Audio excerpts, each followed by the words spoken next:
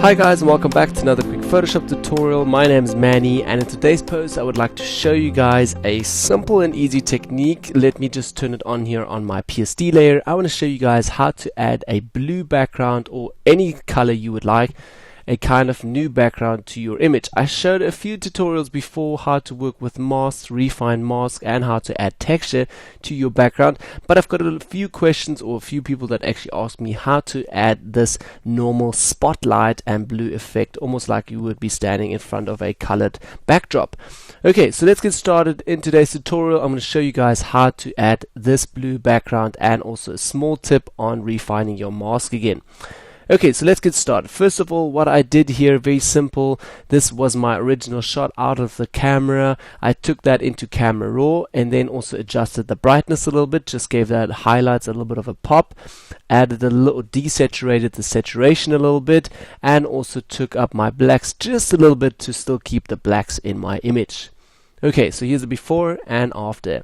Then I obviously added a complete new background, which is over here with a new fill layer, a solid color fill layer. I've added a few spots here, a highlighted or spotlight, and also a little bit of a vignette again. I'll show you guys in a moment how to do this. Okay, so I've added that, and then at the end again I refined, or I copied my original Camera Raw layer here and then created a mask with that and refined my mask. So over here is my person again, and then we refine that. So this is halfway through the PSD file. It still lacks a lot of work, but I just wanted to show you guys quickly how to add the background now. So don't think this is the final product. Okay, so let's go back here and first of all just create this background over here that I've already created. Okay, so let's get started. Maybe just on top of this layer. First of all, what I'm going to do to create a new background is go back to layer here, and we're going to go back to new fill layer and solid color. Why solid color? Because after that we can always tweak and change our solid color or the color overall. So at the moment it's set to black. I wanted to have it set to a light blue over here. I'm going to pick that's a bit of greenish already, so I'm going to take it up a little bit more so we have a little bit blue here. Okay, select it over here, say OK, and I do have my first layer over here, my solid color, just as a normal blue. Now what I want to do is add a kind of a spotlight to my image with a levels adjustment layer. How to do that? Very simple. I'm going to go back to my color layer over here, select my marking tool, and I'm going to select the elliptical marking tool. Okay, then going to create a elliptical marking tool right through my image over here, selection, and I want to drop the selection, and now we have a round selection over here. Next step that I want to do is just basically feather that selection a little bit. So I'm going to go to select, modify, and down here feather. Feather that by 250 pixels, so it's very soft. Say OK that, and we're going to, now it's already feathered, but we're going to feather it again. So again to select, again to modify, and again to feather. Feather that again by another 250 pixels, so overall 500 pixels feathered. Okay, we feathered that and we still have our selection, but we don't have a spotlight yet. Let's go up here to our adjustments. And in adjustments we will need to create a levels adjustment layer to create a spot. So hit the levels adjustment layer. Over here you will now see that we have a kind of a vignetting effect. In the center we have our nice feathered selection. So over here let's go up to our levels adjustments here, and I'm just going to take the highlight spot and move this a little bit into the center, and as you guys can already see how bright my center gets and how nicely feathered that selection was. Okay, move that a little bit better, and that you can always tweak afterwards. Again, that's what the nice thing is about working with adjustment levels. Okay, then what we're going to do is make a duplicate of this. So we're going to copy it with Command J. So it gets brighter now, but we actually want to invert that and just create a vignette or darken the sides again. So very simple, on this mask, press Command E, and we're going to invert that. So obviously, as you guys can see, now the outside is bright as well. We didn't want to have that, so we're going to go back to our adjustment levels over here.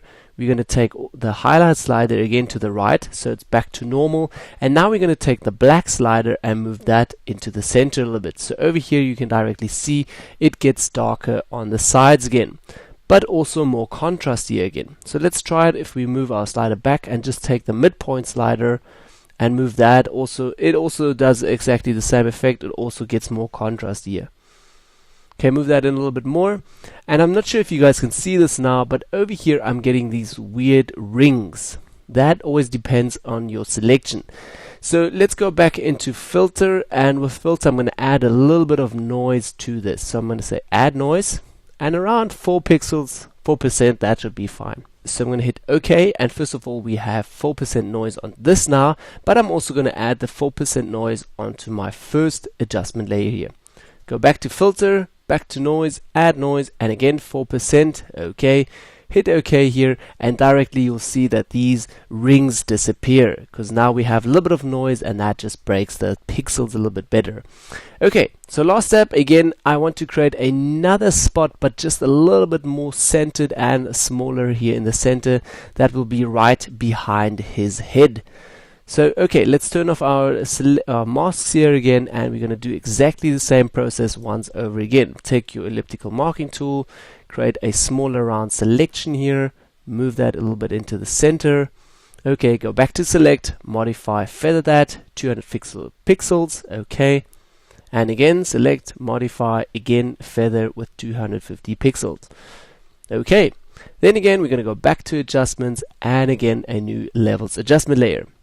Over here we can tweak that again, and as you will see now, this gets completely bright here in the center. I'm going to take this back again and all the way in, and back and all the way in. So you'll see that this gets really, really bright. Okay, so over here we have now everything that we created from scratch. First of all, our new color fill layer over here. If I'm still not happy with this color, I can actually double click on my solid color here, and that's the nice thing. It takes me right into the color picker again, and I can now exchange the color and say I want to have a red color, I want to have a green color, and more intenser, more darker, or whatever you wish to have. I'm going to say cancel over here, so I'm back to my normal settings.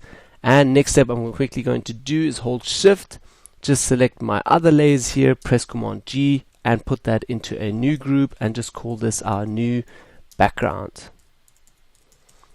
Okay, hit enter, and we have our new complete background over here. So as you guys can see, I'm a little bit lighter than before, and this has a little bit more baby blue than the other one. Okay, so we're going to keep that and also keep our normal background layer. And now quickly to our masks. Let me just switch on our new background, and let's go over to our mask. And over here you can see how the mask fades in really nicely with the new background.